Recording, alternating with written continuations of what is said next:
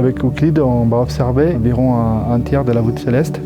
On ne pourra pas observer tous les ciels avec la même qualité instrumentale.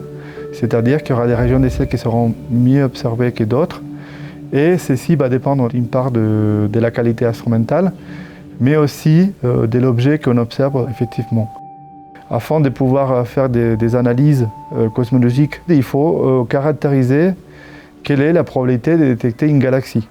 Donc on doit faire des masques, ça peut se représenter comme des régions des ciels dans lesquelles on va masquer, c'est-à-dire mettre à zéro les rayons qui ne sont pas du tout vus. Et après on va donner un chiffre entre 0 et 1 pour les régions vues.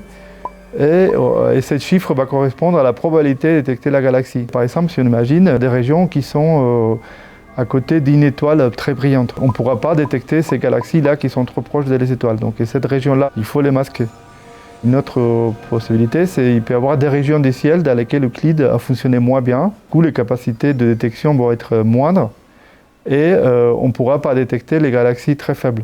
Afin que notre modèle soit le plus précis possible dans la reproduction des données, il faut qu'on applique les mêmes masques au modèle.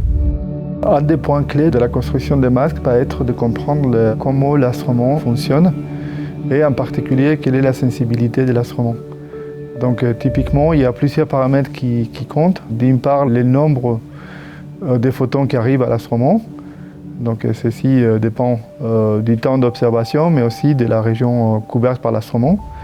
Il y a aussi la couleur à laquelle on observe.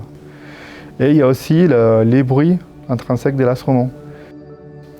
La sortie de notre pipeline d'analyse, ça va être un masque du ciel.